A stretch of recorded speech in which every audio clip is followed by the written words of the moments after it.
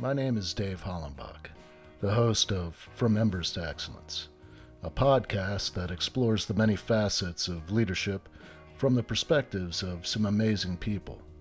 We discuss the triumphs and failures that have shaped our lives and our leadership philosophies. I've found that it isn't whether we fail that defines us, but when we do fail, how we respond. Leaders dust off the ashes and use their failures as fuel to work harder and as lessons to come back wiser and stronger, more resilient, more determined, and more committed to excellence. Today I'm speaking with Tim Branyan. He is the founder of TrueFans.com. Tim began his career as an airman in the United States Air Force. He realized that he wasn't on the path he wanted to continue on, and in 2011, with no formal education and roughly $6,200 in the bank, he launched his first software project. He has been a leader in the tech industry ever since. Tim has launched hundreds of apps, developed hundreds of platforms, and directly supported other multi-million-dollar projects. He has scaled to millions of users and millions of dollars across his companies. I'm going to have links to his websites and his social media in the show notes. So for all of you listening, make sure you check that out. And Tim, thank you so much for coming on and talking with me today. I really appreciate it, man. Yeah, Dave, thanks for having me, man. And I'm really looking forward to the conversation. Yeah, well, let's start off with where you were born and raised and what life looked like for you growing up. Yeah, no, so I grew up in the Midwest, more of a blue collar town. It's called Kokomo, Indiana, not to be confused with the island. It's definitely not that. All four seasons are here, and winter is pretty chilly. So I grew up here, family of six. Grew up here, family of six, blue collar town. If anybody's familiar with Kokomo, it's middle flyover country, Indiana. The opportunities weren't very bountiful around here. You could go work at the factory. There's a couple places really that you could go and work, and some people do that. So for me early on, I was a reflection of the people I was hanging out with, and it made a lot of sense for me more so to go to the military than it did to just stay here. I knew if things were going to change, I had to make a change and make a decision. And at the time, it was kind of a scary decision because I didn't know what to expect. It was during a war times, 2009.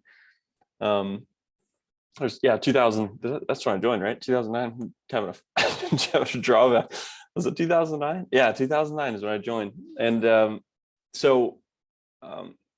fast forward, the military changed my life. It was one of the best decisions that I made.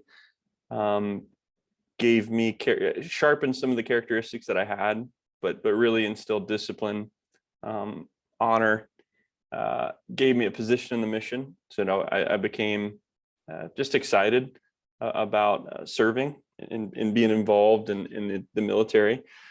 But it wasn't, a long-term thing, right? It was, I saw the end of the road, after my short time in. I saw where I was likely going to end up, and I wasn't going to be fulfilled there in my mind. So I decided to, go to school, got super burnout there, ended up doing contracting overseas. And that's when I was making a ton of money, but again, restlessness and discontent kind of snuck up on me. And I wanted to ultimately have freedom. So that was where it all really began for me in the tech space, was just this genuine pursuit for freedom. How do I make even half of the money? In my head, I was thinking, how do I even make half the money that I'm making doing contracting, but own my time and own my life? So after racking my brain on all these different methods, whether it was franchising, running a hot dog stand, you name it, I decided that software made the most sense. It could be global. It didn't have to cost me hundreds of thousands of dollars to get started. I didn't have to know how to write code if I had a team. So I did that. I did just that with belief on fire. I launched my first platform. Fortunately, it was a big success, and I haven't really stopped building in the tech space either for myself or for other people across the world over the last 8.5 years. And we're having a lot of fun. Yeah. So well, let me rewind a little bit. So I'm guessing you were referring to your high school buddies where you were hanging out with people that maybe weren't the best influence on your life's trajectory. And you decided to join the Air Force. And so my first question is, why the Air Force? Did Mhm. you have family that had served in the Air Force, or family that had been in the Army and they were like, don't do this, you need to go in the Air Force? Yeah. No, so you're exactly right. I was hanging around with a bunch of people that weren't going anywhere fast, and I was one of those people. I didn't really have like this trajectory of where I was going. I always felt like I could be successful. I knew that I wasn't a bad dude, but I didn't have an idea on what I wanted to do or be or make or anything. It was just waffling in life. It was a reflection of who I was spending time with, and they were in the same camp. So it was, I started looking around after I realized that like I wasn't being fulfilled just going to the party scene or chasing chicks in my local area or getting drunk. It's just unfulfilling. And I'm like, there's got to be more than this. Like, what can I do? I can't do this forever, right? Like, I'm still living with my parents at this time. And the military made sense. Very primitively, I looked around the people that I was in high school with that had taken that choice versus the other choice, which was going to school. And the guys that would come back to, on Thanksgiving, Christmas, etc., that I would link up with, I would just analyze. So the guys that went to college, the mass majority of them maybe put on a little bit of weight. Not very many of them had any money in their pockets. They weren't really different at all from what I remember in high school, other than maybe being in more debt and just in a different area code. The guys that were in the military that had left, they were different. They seemed different. They walked different. They stood different. They were, they had a new job that I'd never heard of. They had different information to share, and they had money in their pockets. They could buy beer at the bar. They had lost some weight. A lot of them, they were coming fresh out of boot camp. So that was intriguing to me. I thought, very primitive stuff. Who would you seek advice from if your goal is to be successful, or at minimum buy drinks from the bar? Yeah. You talk to these guys. So I did, and that was the first kind of peaking of my interest. I didn't have any like direct family that was in the military. I was the first one, but I consulted friends, and that was ultimately how I started to understand and unpack each branch and their role. And to be honest, I started with the Army. I went and took my ASVAB with the Army, and in my reconnaissance or in my discovery phase, I realized, man, I should probably go to the Air Force. And fortunately for me, the ASVABs, the requirements were lower because it was around 9/11 that they were taking people in. And the requirements were lower. So I did horrible in my ASVAB, but fortunately, they had reduced the level, and I was able to skate into the Air Force. And so that's how it all kind of unfolded for me. And you scored high enough to be in the security forces, Yeah. obviously. Yeah. And if anybody, so like military police, that's probably one of the lower scores to be security forces. But I actually chose it, and I did barely pass the ASVAB. So my options were about this, not too extreme, but I thought the primitive idea was, if I can be a federal police officer, then when I'm done, 4 or 6 years, whatever, love it or hate it, I'm going to have a really awesome resume that I can show just about anybody.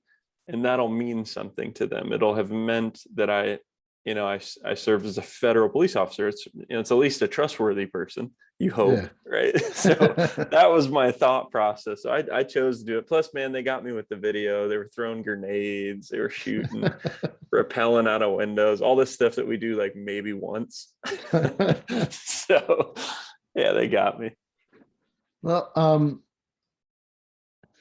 so from there, you served your country, you served in Iraq, and then Mhm. contract work overseas, made some money, you come back. why software? Like, how did you come to the conclusion that that would be, beneficial to you? Yeah.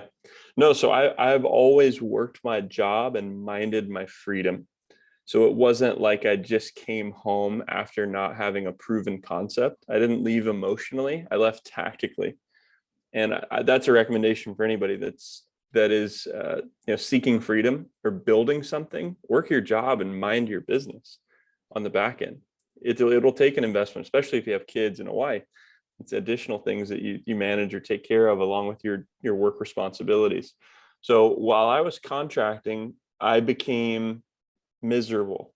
And I was grateful for the opportunity and the job, but after 3 years of doing the same thing over and over and over again, and just Groundhog's Day, and I didn't have a reason to be out there really. I had made plenty of money, and I was unfulfilled, and I would look at quotes about time, and just it would rock my soul, dude. Um, so instead of doing nothing, instead of just being comfortable in that, which is a choice, some people are probably in that position right now in their life where they hate what they're doing. They're not fulfilled. They're not happy. And I hope that, they realize at some point that they're not stuck. You're not a tree. You have free will, and you can make choices that'll get you out of your position. And you should make choices that align with ultimately where you want to go. So that's what I did. I just started writing things down. Okay, I'm not happy. It's just this simple. I'm not happy where I'm at. What can I do? Who can I be? Where can I, how do I, in this simple, how do I make half of this money that I'm making now and own my time and own my life, have a little bit more control, not have to work so many hours in this hot sun, and fall in line with these operations. So over time, it didn't just happen overnight. It happened through being pissed off enough to keep writing. And I got in this notebook, green notebook, and I was just writing and researching. I was researching franchises. How much do they cost? What's the success rate of people that do these? What are the pros? What are the cons of, if not a franchise, or there's all sorts of different franchises, right? There's Chick-fil-A, there's blah, blah, blah. Then the next thing was, what about a cigar bar? What about a bar? And I started listing pros and cons. And for me, I wanted to have something that I could make passive income from, that didn't require a ton of energy, that I could earn an investment back. It didn't have a huge like upfront cost that would be really risky, that would put me in a risky situation. I don't like a whole lot of risk up front. I don't know if anybody does. Maybe some people do. But for me, after about a month and a half of this process of going through all these different things, I was in this explorative mode, and I just saw ads for different software tools and different apps, and I just thought, this is it. If I can have a successful app and it can become global, and it costs me anywhere from 10 to 25,000, maybe 50,000 to start, but it's enough where I could get 100,000 people to give me $1, or 100,000 people to give me $10. That'd be really cool. And what if they paid me $10 every month? That'd be a really great investment. How much does software cost to keep running? How much does it cost? What are the light bills or the utilities of a software? So these questions, this aggressive curiosity, because I was motivated by freedom, got me to think about these things. And with, again, no formal education, just belief on fire that if this person can do it, if this person can do it, if these apps exist now and mankind has put them up there, I can do it too. And I did, and I've failed finding a team. That was probably the hardest part, because I didn't lack having an idea on what I thought would be good. And I knew how to test that idea, at least primitively, to see if it was a good fit for the market. The hardest part for me was getting an engineering team that could build this idea and launch it at a price that I could afford. So, working and failing, honestly, I was scammed early on, I think for like 25 grand. I had nothing to show for it. This guy just totally scammed me. Then hundreds of thousands of dollars failed on one of the builds that I did that never saw the light of day. And it taught me lessons there.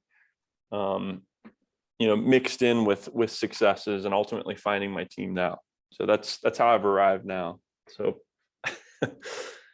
Well, tell me a little bit about how you ended up choosing your team, and because this is really, I feel like a valuable leadership lesson here, picking the right people, but what were you offering them? right. Yeah. So I think my strength at the time was like as far as developers go, they were looking at me realizing that I've got a ton of energy. I can sell. I'm good on camera. If I believe in something, I've got a lot of passion. I can build know, like, and trust if it's authentic. And that's typically something that's a weakness for somebody who's more engineer brained.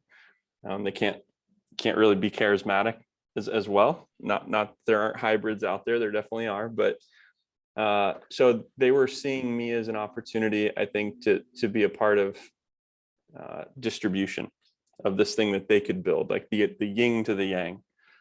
And I think what I was looking for specifically was somebody that I could trust. At that point, I'd been scammed. I'd failed for 25K and roughly that, and time. Like, I invested a lot of time and energy into my initial idea, never came to life.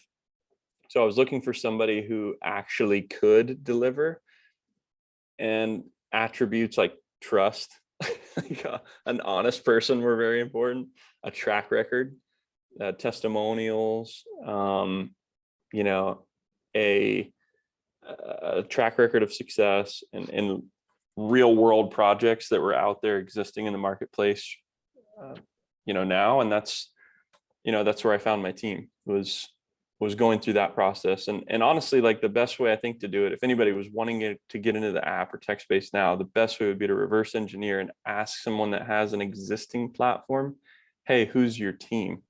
Hey, who do you work with? Hey, what are the steps to, what I mean, to like really get started extracting an idea into a blueprint and putting that blueprint into a measurable quote, and then getting an accurate and quality team to actually assemble and launch your thing, whether it be an app, a software, etc.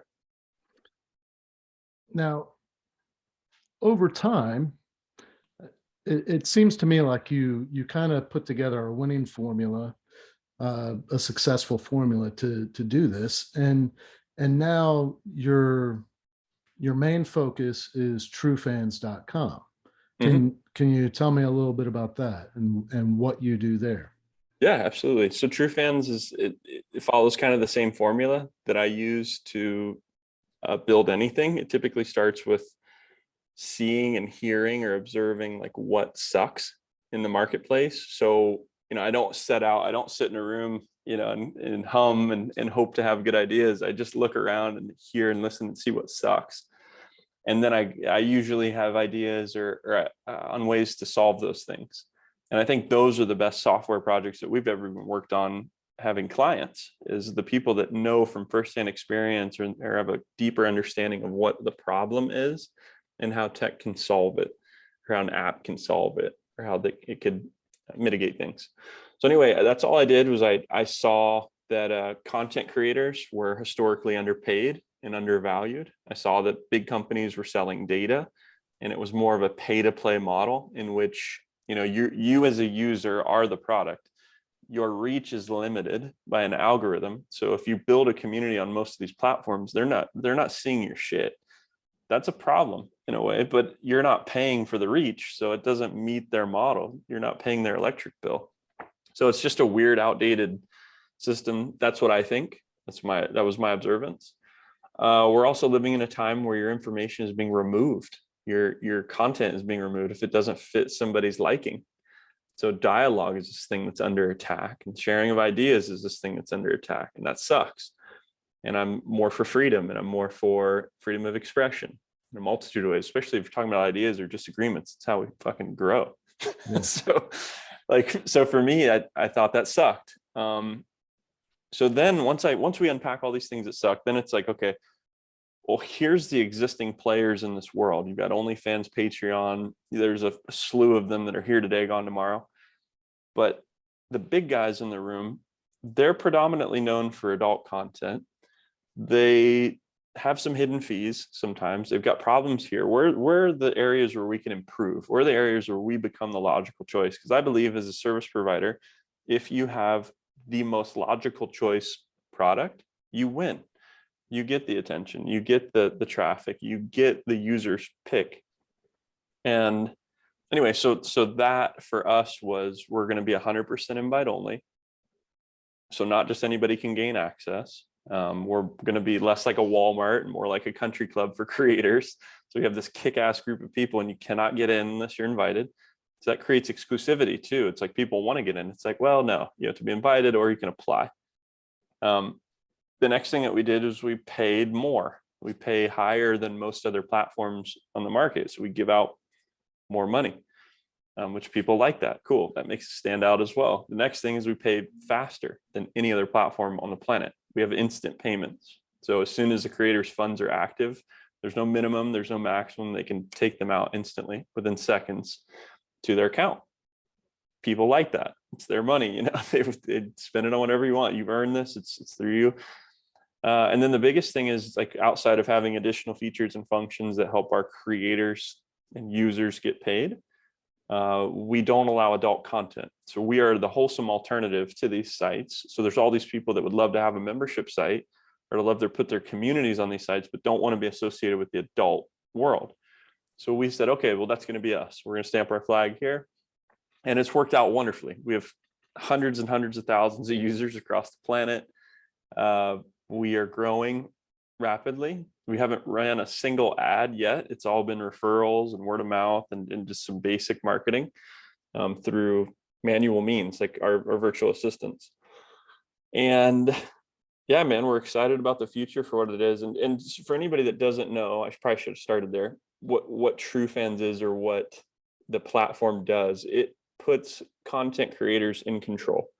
So it's like having their own paid for Facebook group with a multitude of different ways that they can additionally monetize their audiences, whether it's going live, mass messaging, pay-per-views, donations, tips, gifts, pledges. There's all these different ways that they can monetize without limitation of algorithms. So whether somebody has 10 people or 10 million people inside their channel, everybody gets notified.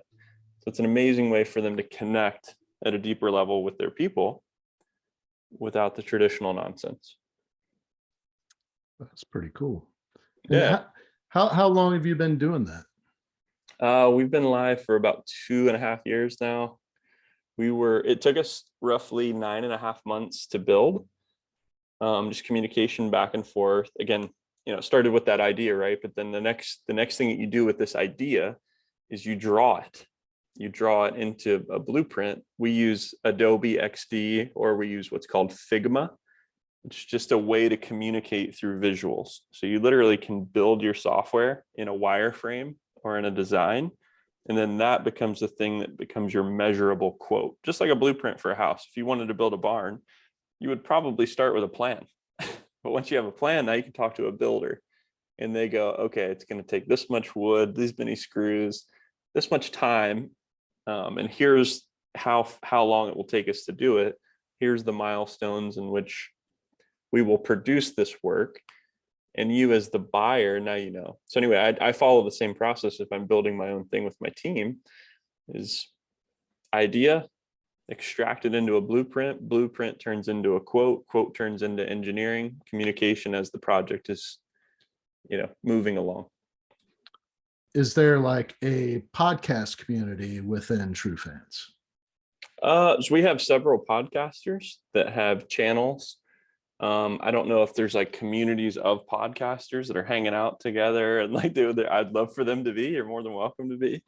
But I don't know of any off the top of my head, but could podcasters use it? Absolutely. I actually met Alex. I'm not even going to try to say his last name. It's Filipino, the guy that owns Podmatch. San Filipino. Yeah, San Filipino. That's right. And he's a great dude. I'm super pumped for his platform and like what they're doing. And I'm a huge supporter. That's how you and I are connected right now. So shout out to Alex and their crew. So we've talked about this in depth, like how podcasters can specifically use our platform, and the reality is they have a community. They have people that know, like, and trust them. They're giving away information. They're giving away access. They're giving away, in most cases, education or insight. So that provides a result. So if you as a podcast owner have a result to give somebody, and it could be a quantum leap, it could be the change of their entire life. Information can change your life. I'm living proof of that, right? Everybody is. So knowing that you have a result to sell or give, then you can sell it. You can put a price tag on it. It's like, okay, I'm going to have this interview. The first 10 minutes of it is going to be for my inner circle members. You only get access to the first 10 minutes where I ask these questions. And then anybody that's inside of my True Fans channel, they'll be able to see that, but they're directly funding and paying for this, your performance. And everybody's got to have economy to do what they're doing, right? Or income coming in.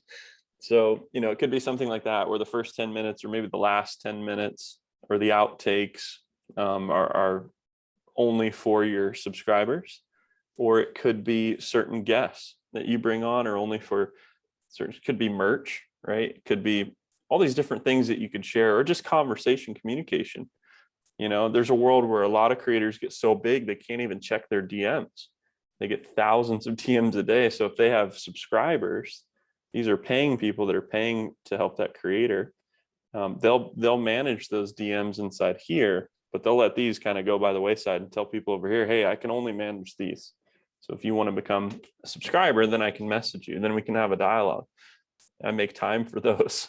So it's just really, in simple terms, it's about giving away 90% or 95% upfront, and then keeping your favorites or the 5% behind the scenes. And then that becomes the thing that drives your business, drives your creativity, drives your energy and efforts to really add fuel to what you're doing. And people vibe with that too, man. If you're just a good person, or you've got a cool cause, people rally around that too. So like, for instance, if we've got some creators that are ocean conservation folks, Pro2 Tech is the name. Darren Fryer's the founder, and they raise money for ocean conservation in their channel. And they do giveaways, they do raffles, they show people behind the scenes of like what their dollars are going towards, for ocean cleanups. Just super cool. So yeah, that's pretty cool, man. When you got out of the Air Force and you started building these platforms, you were probably what, 24, 25, around there? Yeah, around that, 23. And now you're 33 years old. Mm-hmm. And killing it. But what people aren't seeing is those hard lessons that you learned. Yeah. And you already talked about one of them, that trust factor, where you got taken for 25 grand. Mm-hmm. That's one lesson. Can you tell us some more of the lessons that you've learned that have really helped you along the way to where you are now? Absolutely. Step one is just having belief in yourself. That's the first challenge you're going to come up against as an entrepreneur. That is number one. And it's not a simple one. It's easy to say. I just said it really easily. But the first one is getting out of your own way, because the mass majority of people lack belief in themselves and their own abilities to get results, or to be the man, or to be the woman. And that requires brain work. It requires that you look in the mirror and put better affirmations behind the word I am. You better start thinking about yourself like, I am smart, I am strong, I am capable, I'm rich, I'm abundant. If you don't believe that, start there until you get that down. Once you believe that, there's literally nothing that you cannot achieve. Now you're on the right track. Cool. Now that that's in place, step one is start believing in yourself. And it goes in waves. Be okay that it goes in waves, but get yourself out of that funky frequency. and back up here as this entrepreneurial world punches you in the face. Be resilient. So step one, believe in yourself. Step two is, as far as like, you know, mindset, right? That's what we're talking about, is just like mindset is, I think just like belief comes from faith. So I think who you surround yourself with is also a big key. Like if I'm trying to remember back, like when I first started, I was hanging around with people that weren't going anywhere fast. If you want to go somewhere fast, go around people that are going fast. Like go put yourself in a position to be around people that are moving quick. And I think that all helps. Those are two things. And I think we're talking about like where I learned from failing, right? Like that's, let me get back on track there. Another big experience for me, like failing, is just being grateful during the fail, being grateful when things aren't going right, because thank God for things ain't maybe not be going great right now, but man, thank God for things. And let me break that down and explain it. So I call this the Cheerio effect. It's a story called the Cheerio effect. My daughter spilled a box of Cheerios the other day. This is where I got this realization. So she spilled a box of Cheerios early in the morning. I'm groggy. First thing I'm thinking is, damn it, I got to pick up all these Cheerios. This sucks. This is a bummer. And I start picking up the Cheerios and she's helping. And I'm looking around on the floor of all this mess. And in the flip of a switch, like I just start thinking different as I'm in the midst of the mess, in the midst of the chaos, and things weren't going right in my day. I start being thankful for dexterity in my fingers. I start being thankful for eyesight. I start being thankful that I have a healthy daughter that's learning, that is in the kitchen we're here together in our house that has a roof, and we have running water. All these things just start flooding my mind. And I'm like, man, thank God that I'm in this moment. And I just realized this successful realization. And I think if you take that principle, the Cheerio principle, and apply it to building a business or working towards your own freedom or getting out of your own way, you just become abundantly grateful no matter what's happening. And those are the crazy enough people that will see success, because it doesn't matter what's happening to you, because it's happening for you. And that, in my opinion, is like the strongest way for somebody to grow, is to have the Cheerio mind, where nothing can mess up their day. When you take a minute and you take a breath and you realize, I'm here, I'm present. This is all a part of it. What can I learn from this? What can I take from this? Way easier said than done in the moment. But if you start filling your mind with gratitude, then there's nothing else that can fill that cup. When your cup is so full of gratitude and thankfulness, then you're in alignment with your achievement. You'll be in better alignment with achieving the thing that you go out to achieve. But yeah, and then the other thing, it's taken me a long time, but just like having a vision and having a plan is something that I was slow to do early on. Like having a really refined idea and plan on where I wanted to go and what that looked like and what that felt like. People call it a business plan. I think that's morbidly boring. I call it a vision plan, because I think there's something to seeing it and feeling it before you've arrived. So that's what I work on now, is when I'm thinking about this idea, or I'm trying to build something else, or I want to get to a new milestone. Why? What's it look like? What's it feel like? What's it, use your imagination. Yeah. And having the belief there, which will create faith on a quantum level, things will be attracted to your life. And that's what successful people do. And in short, I'm learning this every day now, but and this is just, it's sad, but it's true. Success is fucking boring. It's boring. It's not marketable. It's not this thing that's like that you see on the internet where people are flashing. You can arrive there. You can make as much money as you want, and you can achieve success, but it takes time. It takes consistent effort and energy, and it requires making the right choices that align with where you've decided you want to go. It's very easy to not we'll just take it back here. If you know you want to lose weight, if you know you want to be healthy, it's very easy to choose to drink water. That's a healthy thing. And it's also very easy to not drink water. It's very easy to drink an energy drink or some bullshit, milkshake, whatever. It's very easy to eat a hamburger. It's very easy to not eat a hamburger. It's very easy to, pack your lunch for the week or make a meal prep and set yourself up, set your refrigerator up for success. It's very easy not to do that too. And success, all it is leveraging time as your ally and make enough right decisions for a long period of time. The compound effect. It's a magical thing. The slight edge. If anybody's ever read that book, it's an amazing book. I can't remember the author. Slight Edge. That's it. It will either work for you or it will work against you. But we all have the ability to make choices.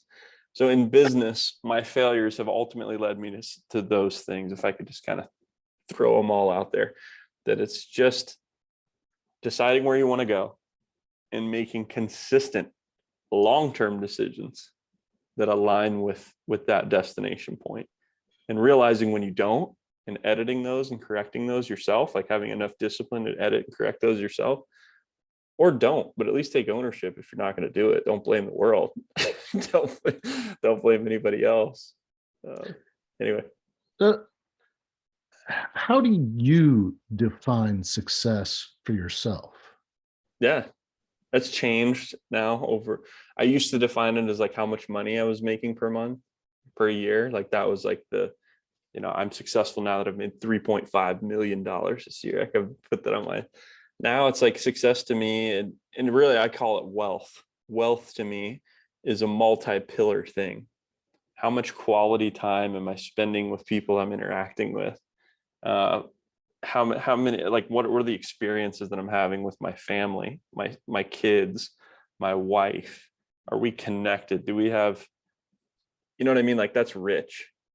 And now it's like money isn't this thing that's like, it's never really been this thing that was super high up on the priority list to me. It was more like impact and fulfillment.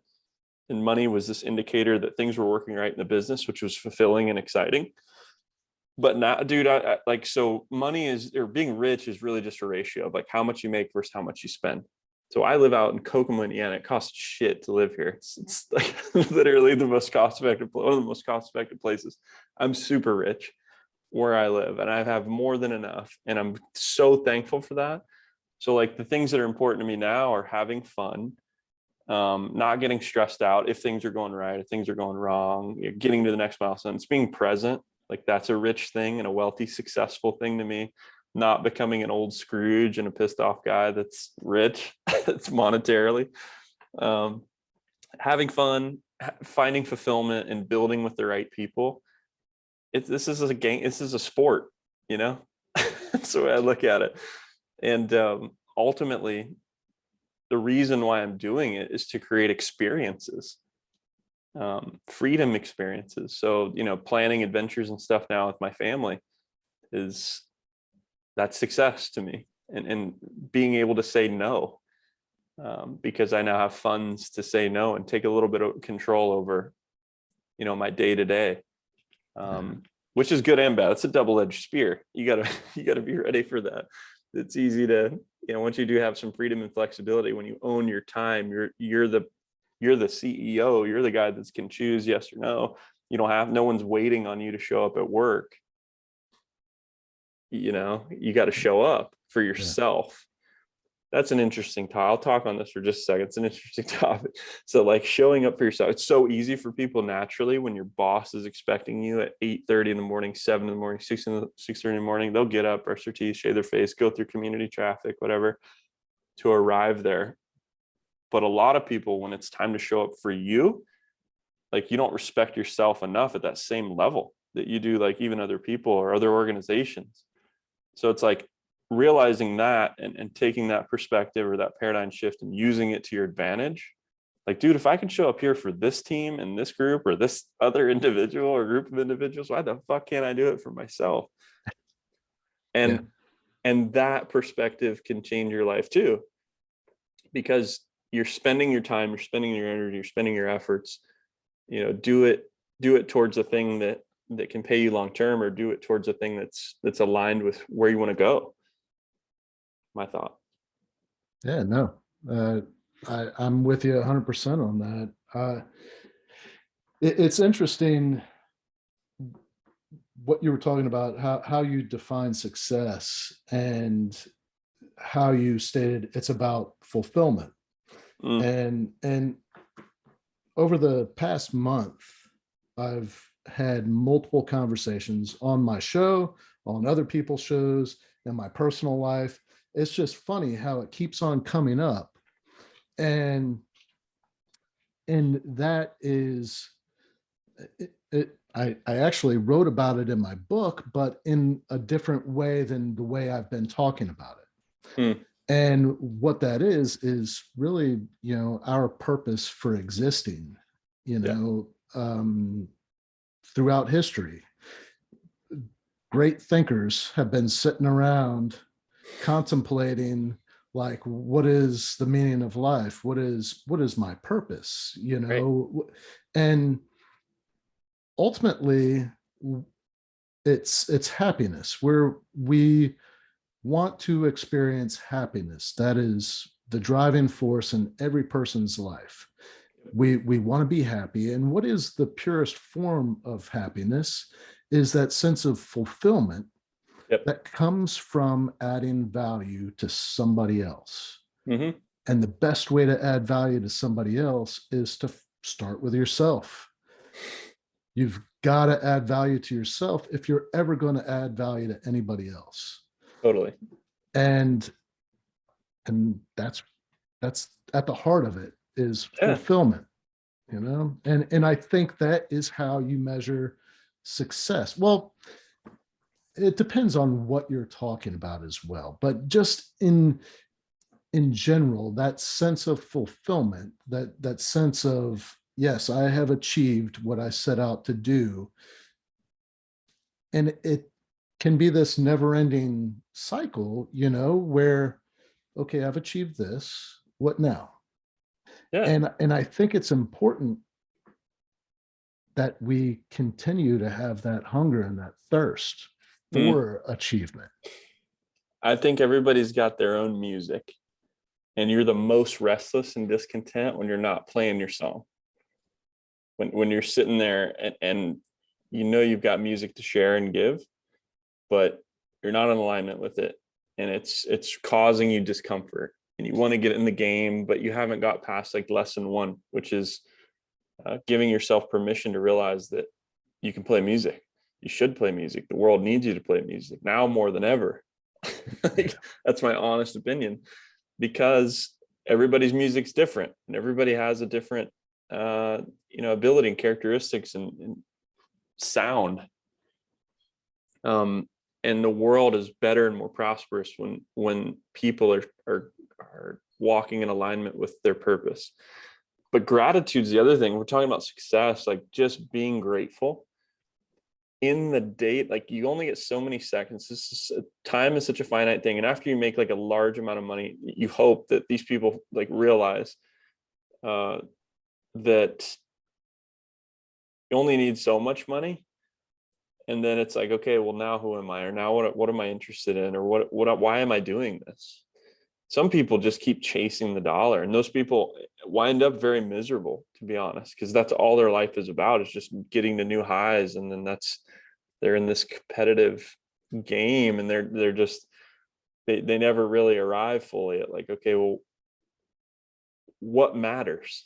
Yeah, well, my super yacht is bigger than yours. right. And it's like, oh, cool, man. So I think it's gratitude, which will, you can listen to celebrities. If you look at interviews, people will say, I was happier when I was broke. Interesting. Yeah. So little things can make you happy, dude, if you allow them to, if you remember to.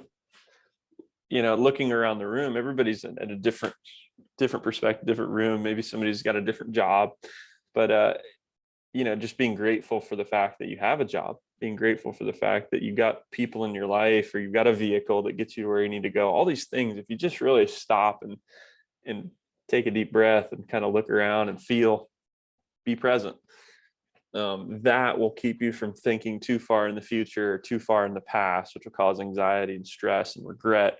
When you're present and here, that's when you find success, in my opinion, and can start seeking it. I've got a little observation here where you seem to be pretty well grounded.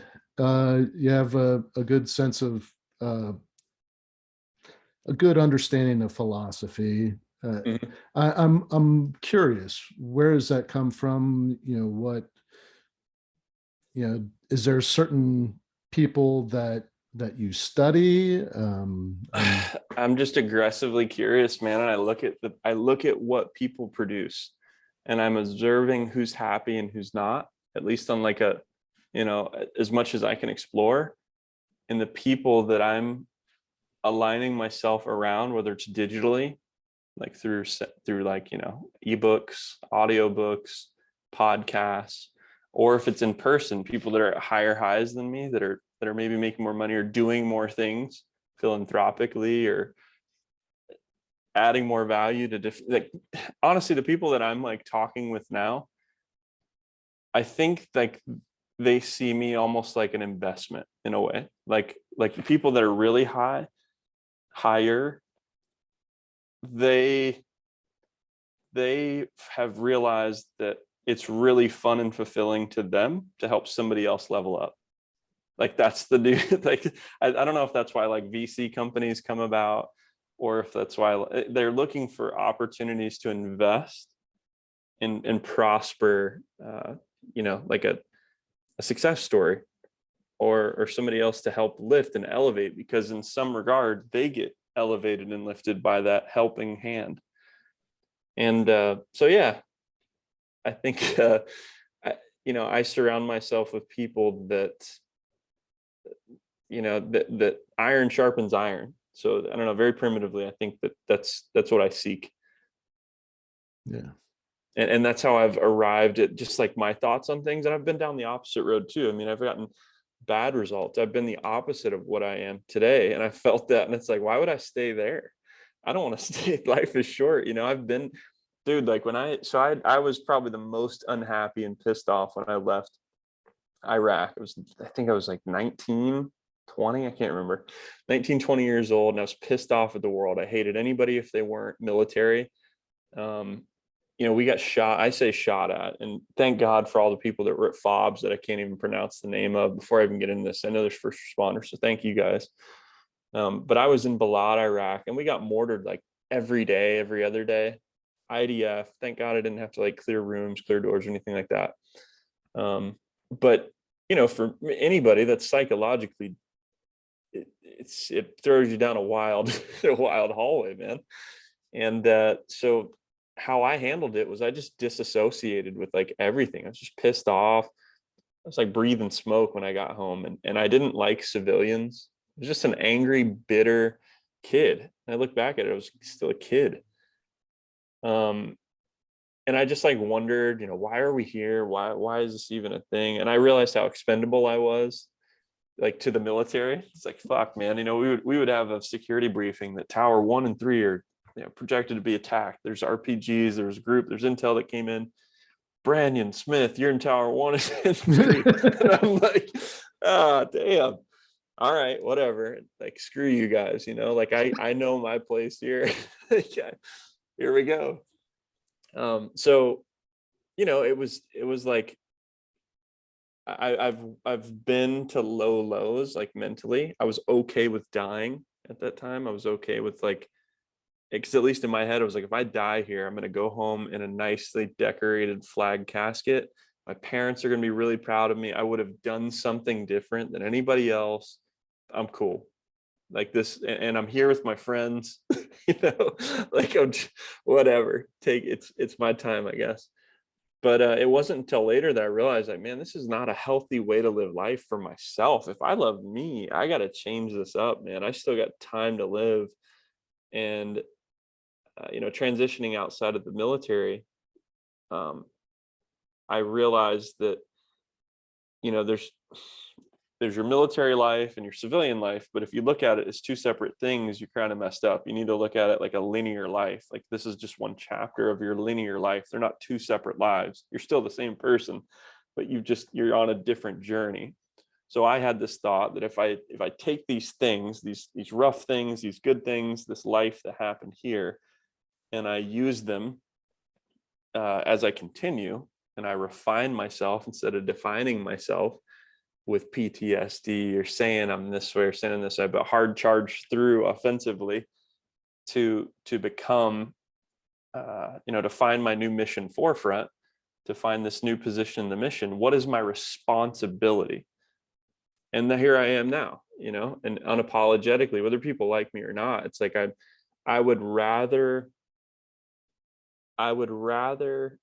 create than consume.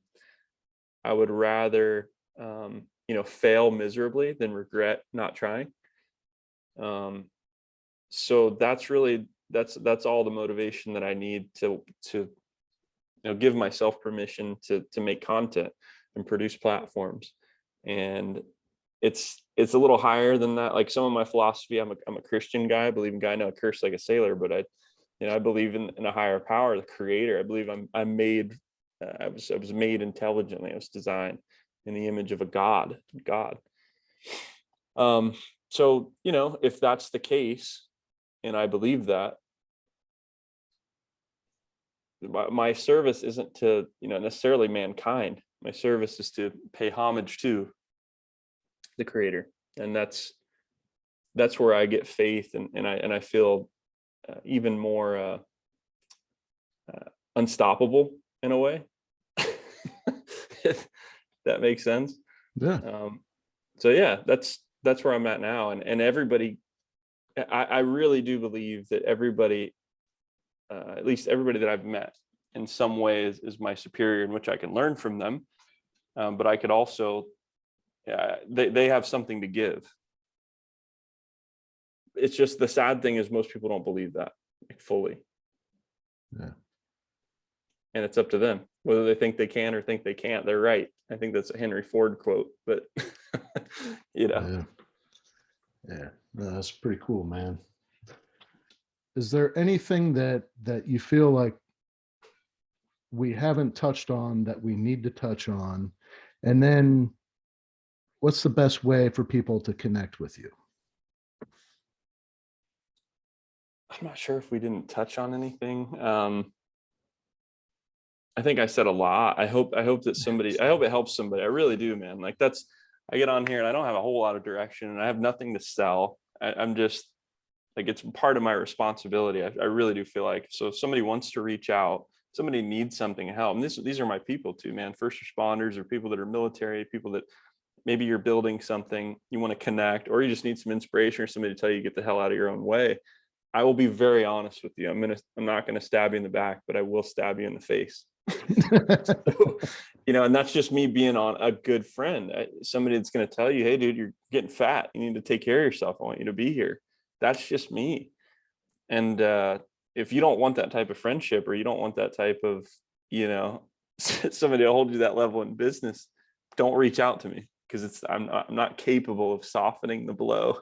Like, I'll be as nice as I can, but it's like, I'm going to tell you, if the baby's ugly, the baby's ugly. Fair enough. And we can put makeup on the baby. No. So if people want to get in touch with me, it's timbranyan.com. That's where all my social links are at. That's just probably the most simple way. They can Google me as well. If they're interested in true fans, if they're a creator that has a community, or they're an individual that wants to monetize or learn more, they can go to truefanswithaz.com. There's videos, informations, creator highlights, blogs, all that cool stuff there.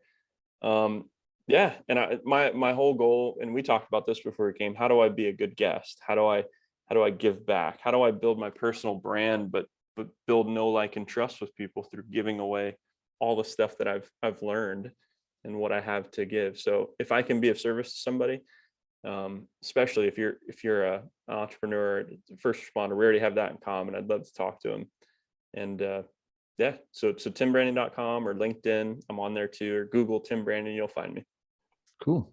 Thanks, man. Thank you so much for coming on and sharing so much with us. And I really appreciate it. And thank you for your service.